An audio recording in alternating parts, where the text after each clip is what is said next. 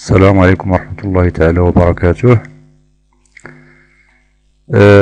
هذا الدرس أو هذا المورد الرقمي يندرج في إطار التعلم عن بعد الذي دعت إليه الوزارة، وذلك في إطار التدابير المتخذة لحماية صحة المواطنين وبالأخص التلاميذات والتلاميذ، وذلك فيما يعرف بجائحة فيروس كورونا أو ما يعرف اختصارا بكوفيد 19. إذن على بركة الله، بسم الله الرحمن الرحيم. Alors le cours qu'on va entamer aujourd'hui donc est intitulé machine synchrone triphasée. Alors c'est la fonction convertir, on parle de la conversion d'énergie. Alors la machine synchrone est un convertisseur électromécanique réversible, c'est-à-dire il peut fonctionner en générateur ou en récepteur, ou en alternateur ou en moteur. Il peut fonctionner soit en génératrice, alors lors du fonctionnement en génératrice, on l'appelle alternateur, soit en moteur, on parle du moteur synchrone. Donc voici donc le symbole qu'on utilise pour la machine synchrone. Donc il y a l'induit et l'inducteur. Donc on peut utiliser soit ce symbole ou celui-là. Alors principe de l'alternateur. Alors le principe est simple. Pour générer une FEM induite ou une tension, tout simplement, on n'aura besoin que d'une bobine et d'un aimant. Alors si on pose l'aimant en face de la bobine, comme dans la figure, et on fait tourner l'aimant à une vitesse de rotation n, en tours par seconde, on va remarquer qu'il y a création d'une FEM induite, on parle d'une FEM induite dans la bobine. FEM, ça veut dire tension. D'accord? Donc cette expérience, vous pouvez la faire si vous disposez d'un aimant, bien sûr très fort, et d'une bobine. Vous pouvez la faire vous-même. Alors un aimant qui est l'inducteur, alors l'aimant représente l'inducteur parce qu'il produit le champ inducteur, et la bobine représente l'induit parce qu'il est le siège de la FEM induite. Alors un aimant inducteur tourne à la fréquence n. La bobine induit est traversée par un flux variable phi de t dû à l'aimant, d'où la création d'une FEM induite donnée par cette équation. Alors E de t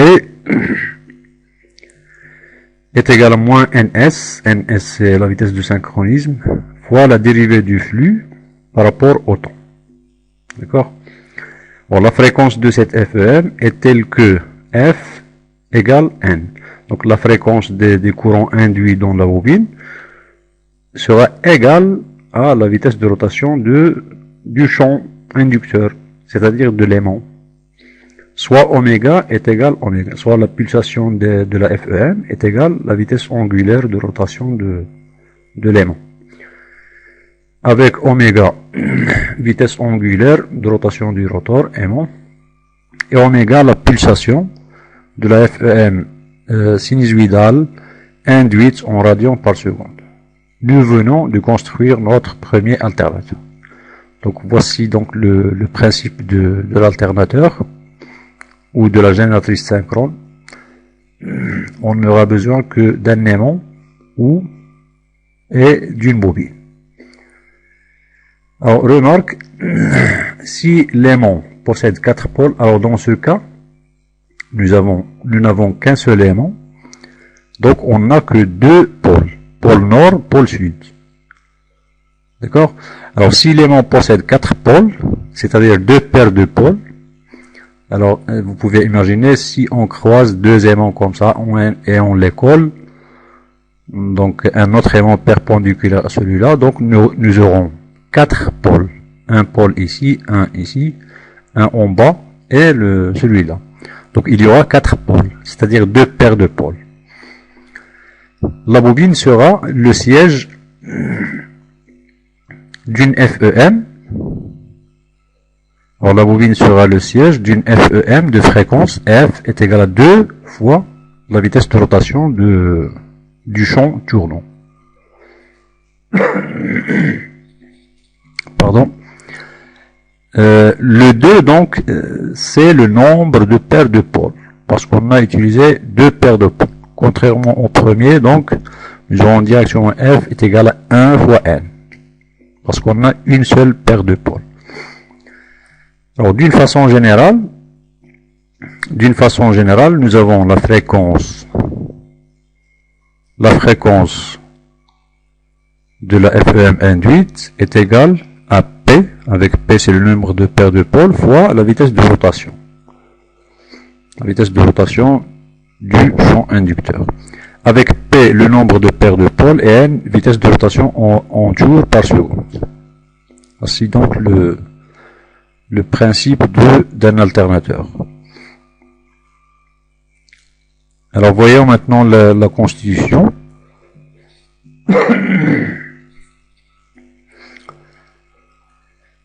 Alors constitution, l'alternateur comprend 2 parties principales, l'inducteur et l'induit. Alors l'inducteur, c'est celui qui crée le champ inducteur, et l'induit, c'est le bobinage tout simplement. Donc c'est celui dans lequel est induite ou créée une FEM. Alors l'inducteur, il a pour rôle de créer un champ magnétique tournant à l'aide d'un rotor magnétisant mis en rotation. L'inducteur comporte 2 P pôles. Avec P, c'est le nombre de paires de pôles. Il existe 2 types de rotors ou d'inducteurs. Il y a le rotor à pôle lisse, comme ce schéma. Il y a le rotor à pôle saillant. D'accord? Alors je peux vous montrer quelques photos. Alors pôle lisse, voici par exemple ici. Alors là c'est un rotor lisse. D'accord? À pôle lisse. C'est un rotor à pôle lisse. Alors pour voilà, celui-là c'est un rotor à pôle saillant. D'accord? Si vous voyez bien la photo.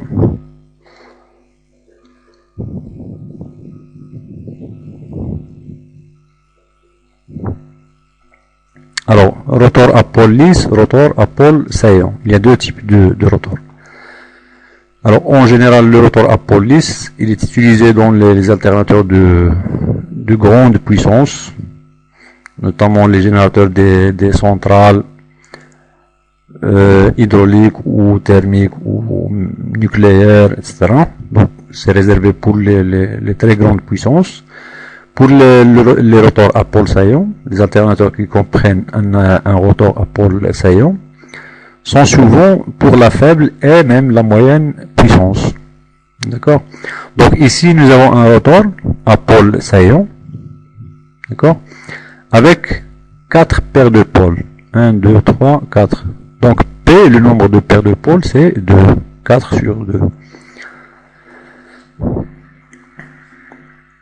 Alors l'induit, alternateur monophasé, pour les alternateurs monophasés, l'enroulement d'induit fixe est le siège d'une tension induite sinusoïdale.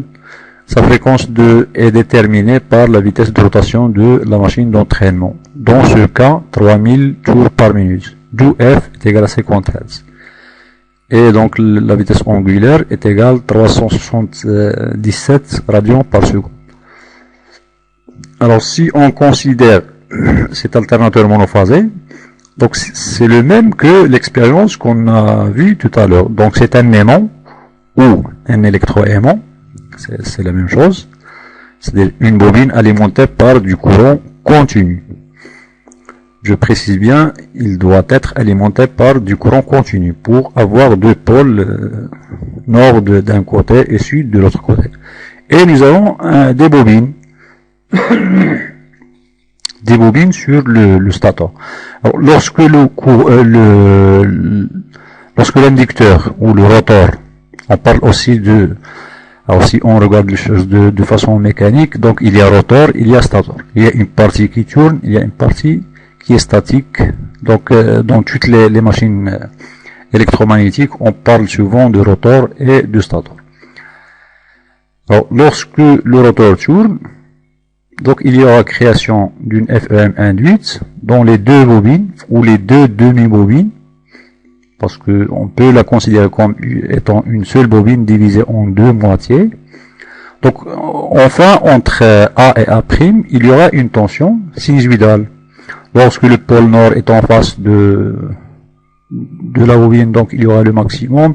Lorsque le pôle sud, le pôle nord quitte donc la FM va diminuer. Lorsque le pôle sud vient remplacer le pôle nord, il y aura la tension et ainsi de suite. Donc, nous aurons une tension alternative sinusoïdale créée dans le bobinage du stator ou l'induit.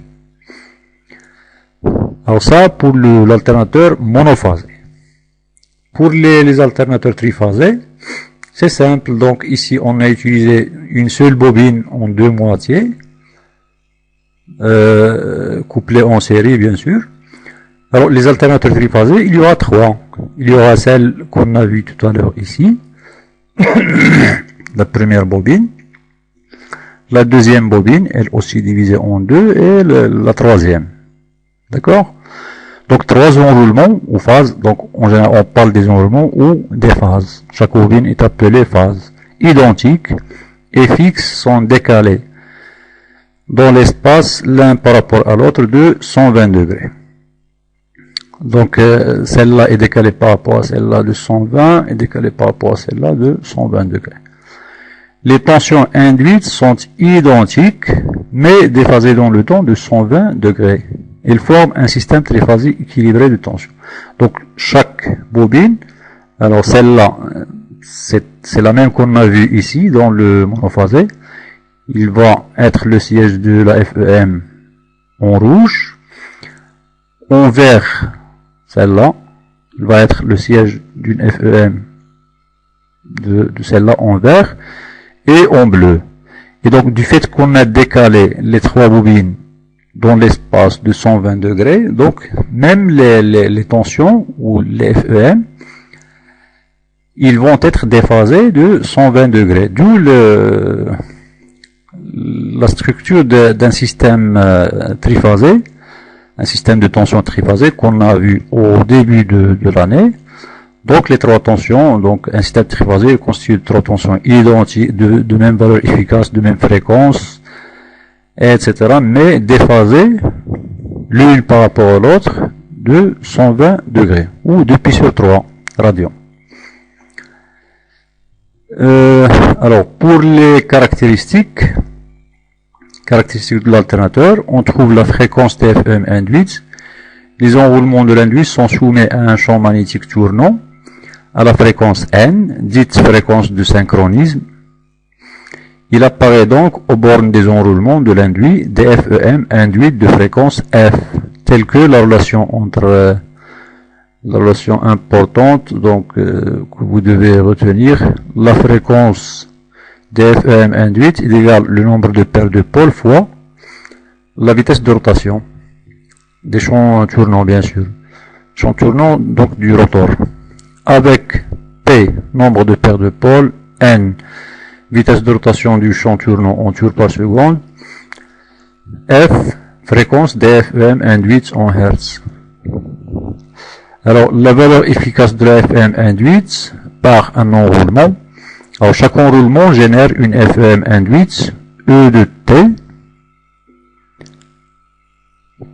qui est égale à moins NS fois la dérivée du flux sur par rapport au temps, dont la valeur efficace s'exprime. Donc la valeur efficace qu'il faut retenir, donc c'est cette formule. La valeur efficace, donc E, valeur efficace de la FM induite E, le majuscule, est égal à K, qui est le coefficient de cap, en général égal à 2,22, fois P, qui est le nombre de paires de pôles, fois N, qui est la vitesse de rotation du champ tournant, du champ inducteur, N, c'est le nombre de conducteurs actifs par enroulement, et le flux, c'est le flux max sous un pôle. On peut aussi remplacer Pn par F et écrire la formule de la façon suivante. Donc c'est K, coefficient de Cap, fois la fréquence, fois nombre de conducteurs actifs, fois le flux max. Voilà donc. Alors pour le couplage des alternateurs triphasés, la FEM induite définie précédemment est générée par chacun des enroulements. La formule précédente donne donc la valeur efficace d'une tension simple si les enroulements sont couplés en étoile, et la valeur d'une tension composée si ils sont couplés en triangle. Donc la formule de la valeur efficace de la FEM qu'on a vu tout à l'heure, en fait donne la FEM induite dans un enroulement. D'accord? Alors si le couplage est en étoile, donc il va donner la tension simple. Si le couplage est en triangle, E correspond à la tension composée. Alors exemple, à vide, si E égale à 230, donc la tension entre phases sera E fois racine 3, 400. Et si le couplage est en triangle, donc la FEM sera la tension entre phases, donc U est égal à E est égal à 230. Alors, excitation des alternateurs. Lorsque l'alternateur est à aimant permanent, alors l'alternateur, donc le rotor peut être à aimant permanent pour les petits alternateurs, comme il peut être un électroaimant, ce qui est le cas pour d'autres alternateurs de moyenne et de forte puissance. Alors, lorsque l'alternateur est à aimant permanent, il n'a pas besoin d'être excité. Donc c'est un aimant permanent, donc on n'aura pas besoin d'une source de tension continue. Lorsque l'inducteur est constitué d'électroaimants, ils doivent être traversés par des courants continus fournis par, alors si l'alternateur est un rotor, un électroaimant, donc une source extérieure, le rotor peut être soit alimenté par une source extérieure reliée au rotor par un système de bagues, de balais, une petite génératrice qui est couplée au rotor, qui tourne avec le rotor, qui va générer une tension, la tension qui va alimenter l'électroaimant du rotor. Alors cette petite génératrice, on l'appelle excitatrice. D'accord? Ou carrément, le rotor est alimenté par l'induit lui-même. On prélève les tensions triphasées générées dans l'induit et on les redresse. On peut utiliser un redresseur commandé pour injecter un courant continu dans l'électroaimant du rotor. Alors, une partie du courant triphasé fourni par l'induit sont redressés à l'aide d'un pont de diode. Alors soit un pont de diode ou même on peut envisager un pont de thyristor ou un pont mixte afin de pouvoir alimenter directement l'inducteur. L'alternateur est alors dit auto-excité. Alors là, dans ce cas, on parle d'alternateur auto-excité.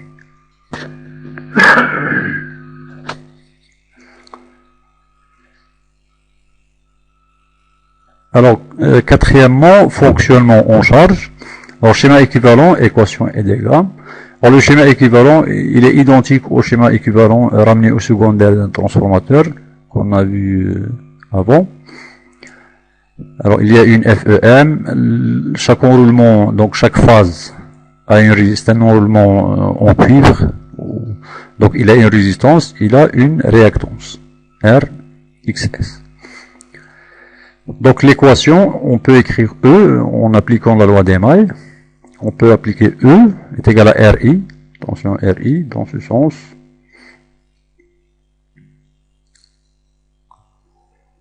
RI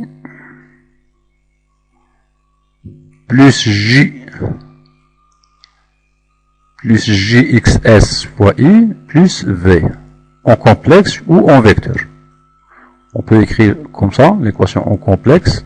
E complexe est égal à R fois I complexe plus JXS I complexe plus V complexe, ou en vecteur. E vecteur est égal à RI vecteur plus JXS I vecteur plus V vecteur. D'accord? On peut donc écrire V en fonction du... Donc V est égal E moins le RI moins GXS. Ouais. Alors à partir de cette équation, qui n'est rien d'autre que l'application de la loi des mailles dans le schéma équivalent d'une phase, donc on peut tracer le diagramme vectoriel. Alors en prenant le courant comme origine des phases, donc nous avons RI, donc R c'est une constante pour le courant, donc ça va être en phase avec le courant. JXS fois I, il y a J, donc on va décaler avec pi demi. On reprend la direction de I, et donc V est déphasé par rapport au courant I par l'angle phi. On représente V et la somme. E est égal à RI plus JXS fois I plus V. Donc c'est simple.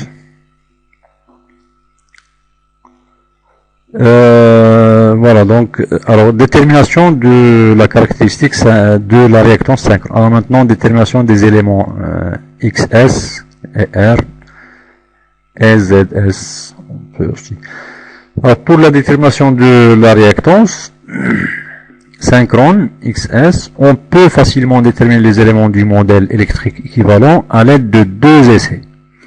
Essai à vide, en relevant E, la FEM induite, en fonction du courant d'excitation. Donc ça va donner cette courbe. Alors il est linéaire, mais si on continue, ça va se saturer. D'accord? Donc on travaille toujours dans la zone linéaire. D'accord? Alors si on fait pratiquement l'essai, donc on peut relever cette caractéristique, mais après il y aura saturation. C'est-à-dire même si le courant d'excitation, on augmente le courant d'excitation, E reste presque constante, ou converge vers une valeur fixe, constante. Alors ça c'est l'essai à vide, et l'essai en court-circuit pour déterminer les caractéristiques, le ICC, le courant de court-circuit, le courant de ligne, en fonction du courant d'excitation. Alors lui aussi, on prend la partie linéaire de la caractéristique. Donc ici le courant d'excitation, et là donc il y a les deux paramètres, la FEM E et le courant de court-circuit. On a alors les deux caractéristiques, ICC en fonction de IE et E en fonction de IE. Pour un courant d'excitation donné, IE0, si on prend cette valeur, comme j'ai dit donc dans la zone linéaire, on connaît donc ICC0 et IE0. On détermine ces deux paramètres, ICC0 et E0. E0 correspond donc à ces deux, à partir des caractéristiques qu'on détermine avec les deux essais. Alors ICC0 et E0, on en déduit XS. Alors Z, si on retourne au schéma équivalent, alors R, XS, donc forme Z. Alors pour l'essai en court-circuit, donc direction ECC est égal à Z fois ICC.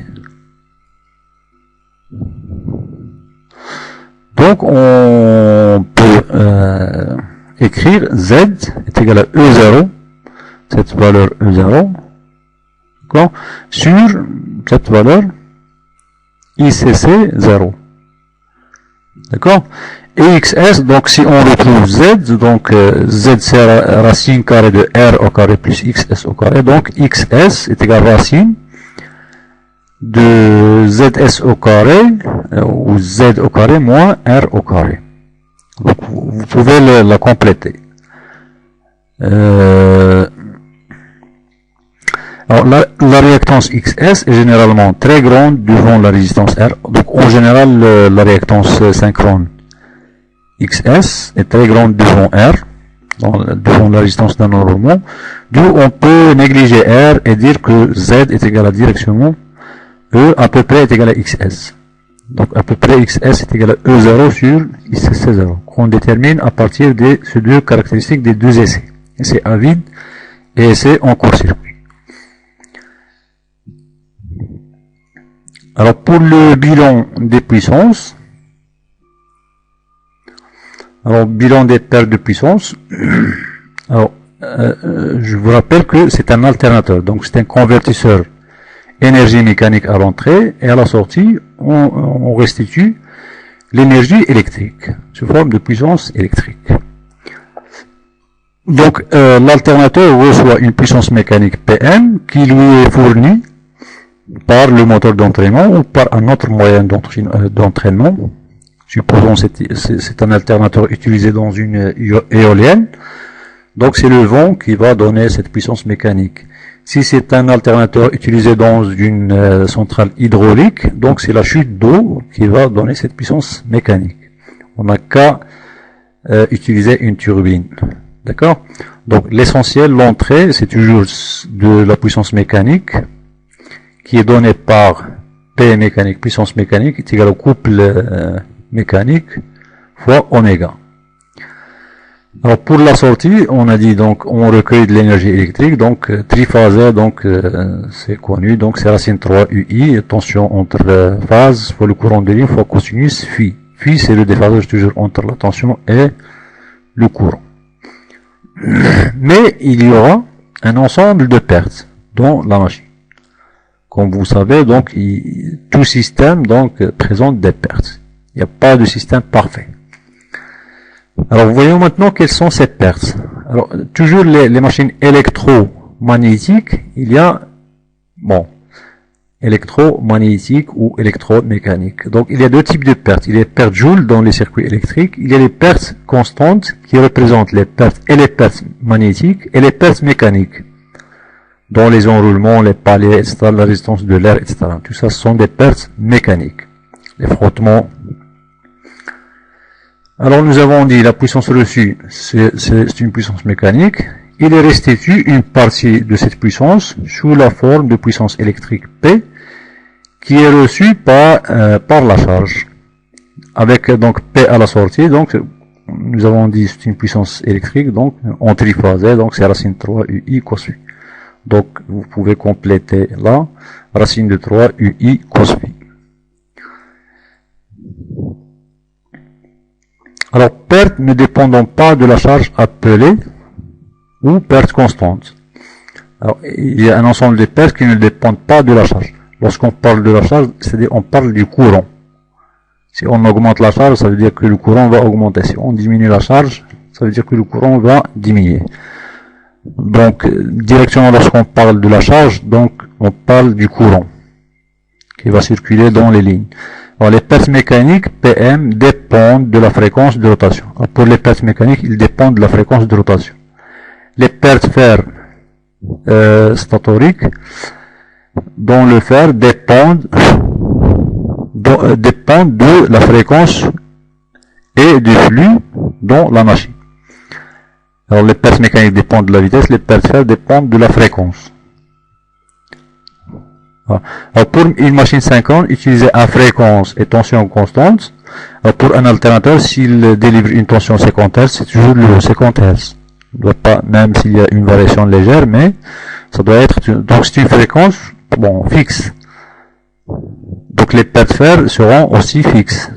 Et pour les pertes mécaniques, il va tourner toujours à la même vitesse pour donner une telle tension, 1500 ou 3000, ça dépend du nombre de paires de pôles. Donc en quelque sorte, même les pertes mécaniques seront constantes. Donc là, on parle de pertes constantes. Pour une machine synchrone utilisée à fréquence et tension constante, il varie peu entre le fonctionnement à vide et le fonctionnement à pleine charge. On les considère donc comme constantes. Donc on considère les pertes mécaniques et les pertes dans le fer comme étant des pertes constantes. Alors le reste sont des pertes par effet Joule. Alors, il y a deux parties, les pertes par effet Joule dans le stator et les pertes par effet Joule dans l'inducteur.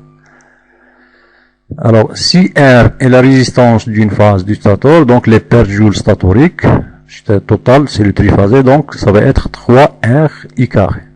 Chaque phase va être R I carré, donc en triphasé, 3 phases, 3 enroulements, donc 3R. Pour le couplage étoile, et pour le couplage triangle, c'est 3R J carré. Le couplage triangle.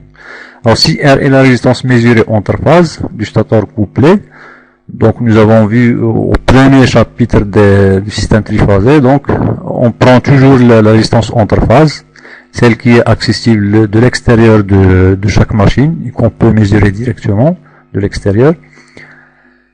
Donc les pertes Joule statoriques, c'est 3,5 RI carré. Avec R, c'est la résistance entre phases, et non pas la résistance d'une phase, d'un enroulement.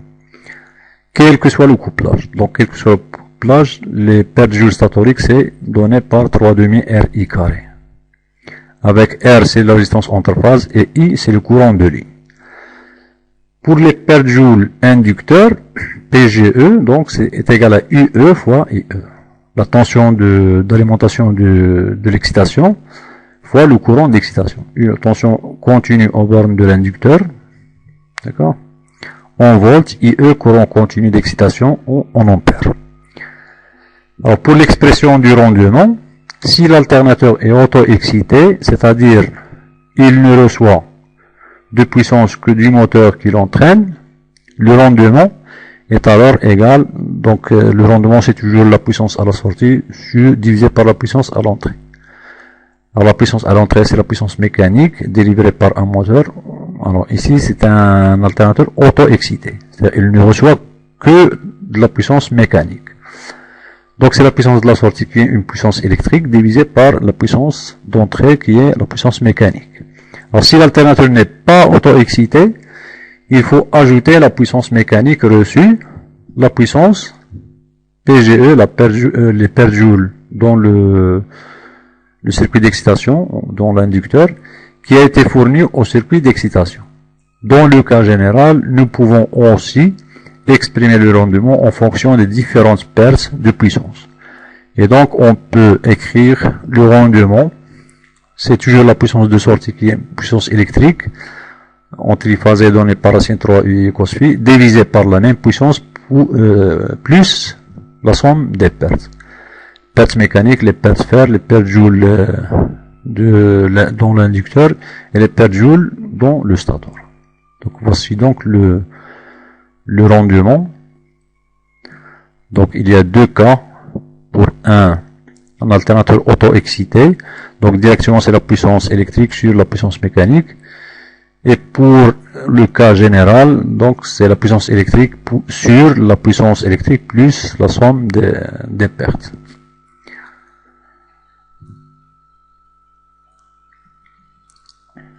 Voici donc pour l'alternateur. Alors on peut, je vous conseille de s'arrêter là et de faire les exercices relatifs à l'alternateur. Alors je vous conseille la page.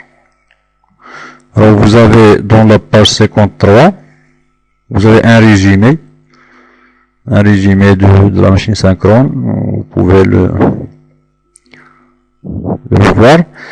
Et vous avez l'activité, l'ETD, activité 13 de la page 54 jusqu'à la page 59. Donc vous avez largement d'exercices à faire pour mieux vous entraîner. Et vous avez l'activité 14 et des exercices complémentaires sur la machine synchrone, la page 59 et la page 60. Ensuite, vous avez des sujets d'examen. Donc vous avez la page 80.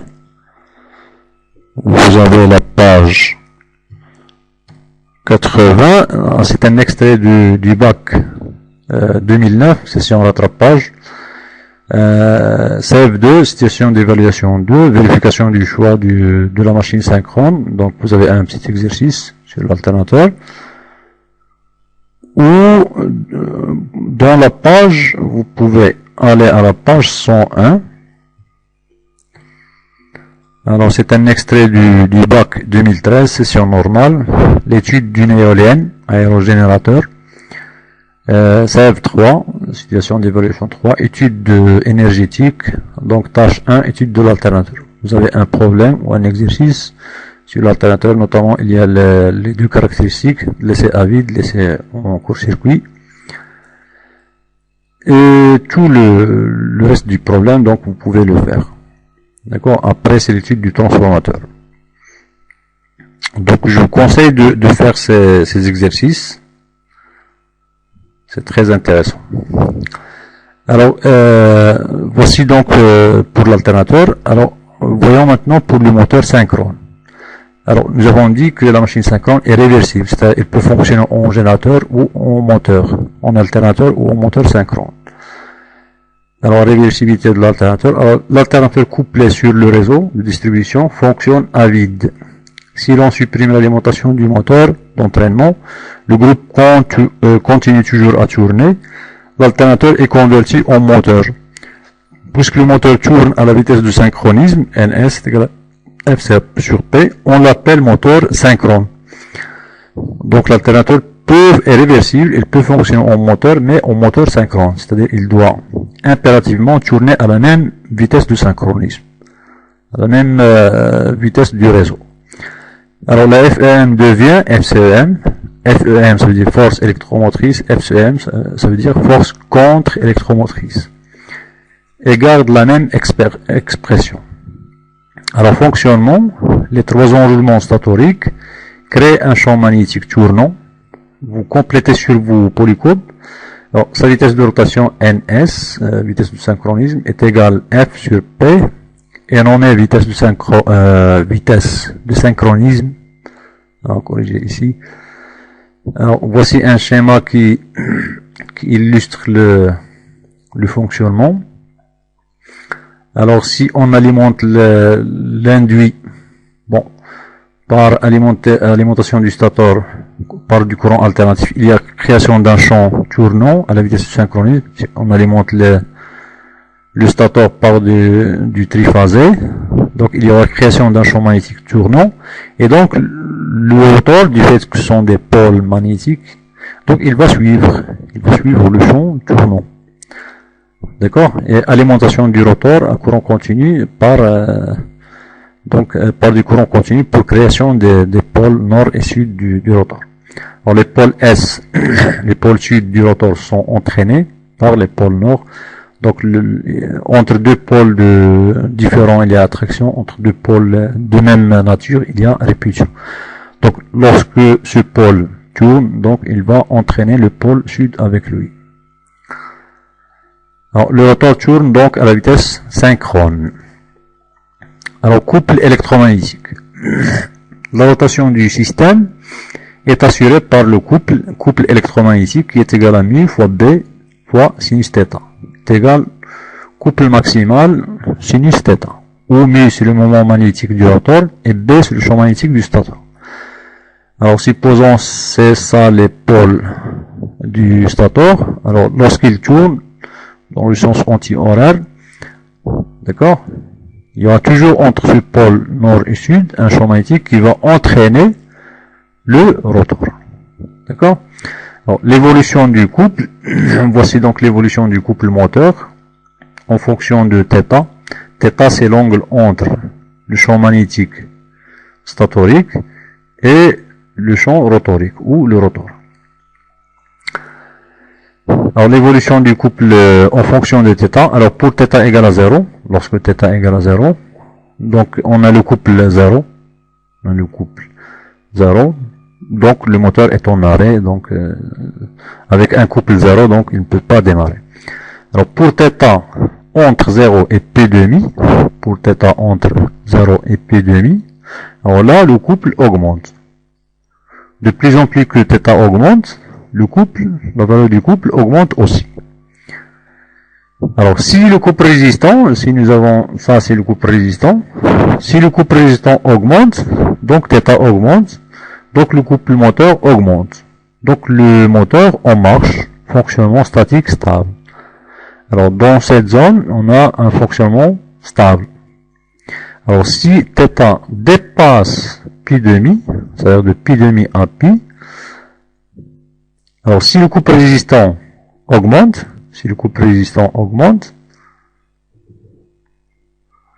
par exemple le couple résistant vient ici, ou même augmente aussi,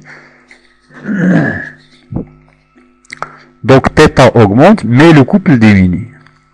Alors plus le θ augmente, le couple diminue. Donc ici, on a le décrochage du moteur, c'est-à-dire le moteur décroche, le rotor ne peut pas suivre le champ magnétique tournant créé par le stator, donc il va se décrocher et s'arrêter.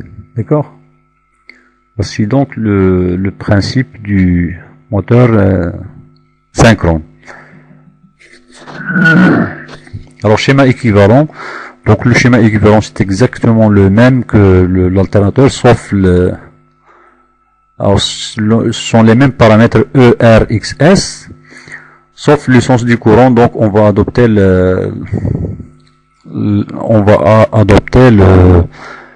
c'est un récepteur dans ce cas. Dans le cas de l'alternateur, c'est un générateur. Donc le courant sera ici, le courant sera entrant. Et le schéma c'est le même.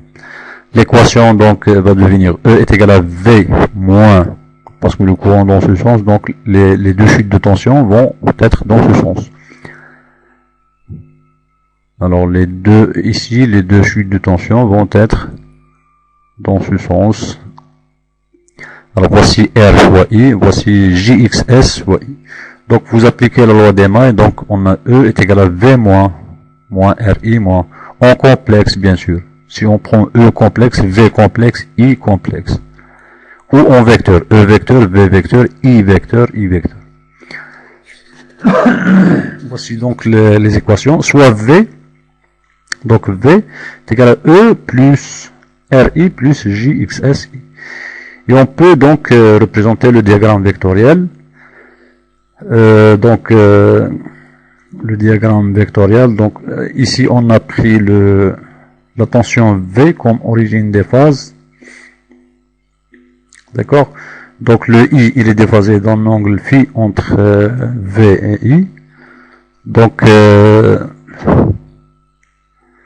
on a V, E est égal à V moins RI. Voici I.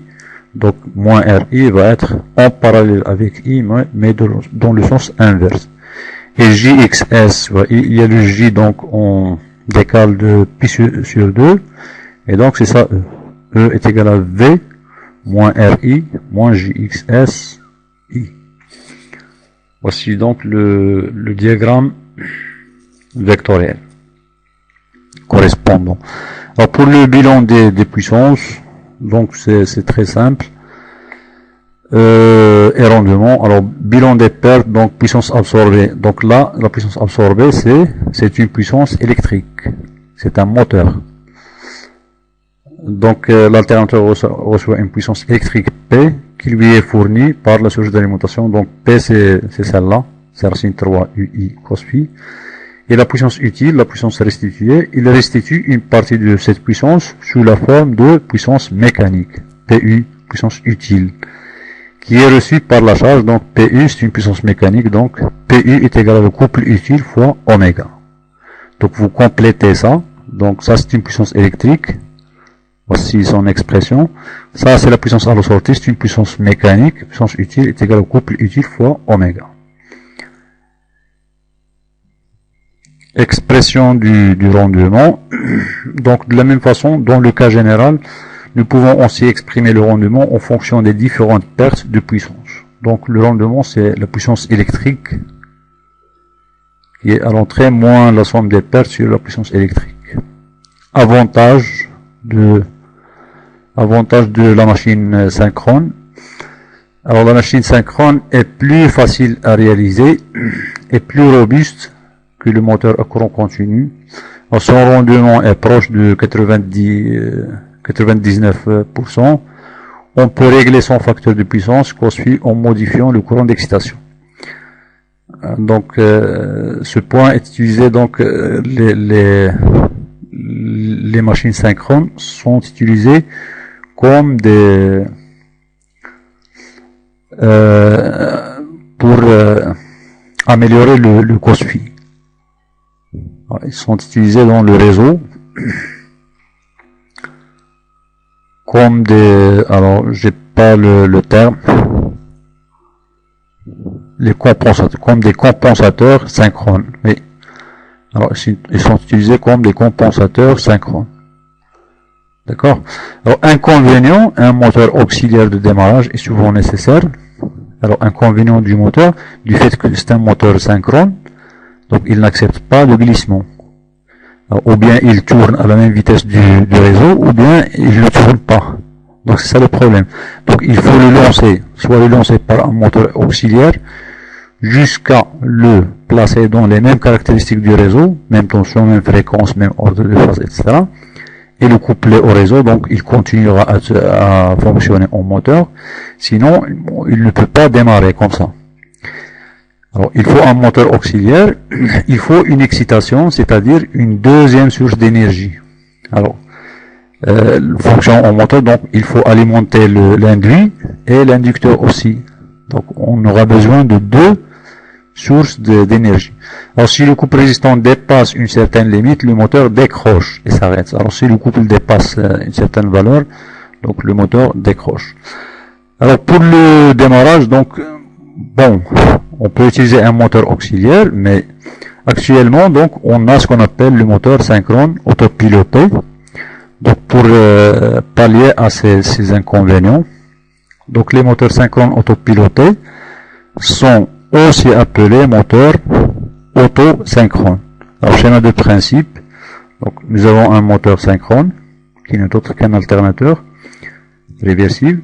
Nous avons un capteur de position qui repère l'axe du rotor, et nous avons un variateur qui n'est autre qu'un redresseur plus un commutateur électronique ou un onduleur tout simplement, un onduleur émêlé, et une carte de commande à base de microcontrôleur ou processeur. Alors c'est-à-dire, alors le schéma, donc c'est une sorte d'asservissement, c'est-à-dire on a servi le θ entre le rotor et le stator, du fait que pour que le moteur puisse démarrer et pour que le moteur fonctionne toujours au couple maximal, et pour aussi que le moteur ne se décroche pas. Alors, le capteur, c'est un codeur ou résolveur. Alors, ce capteur détecte la position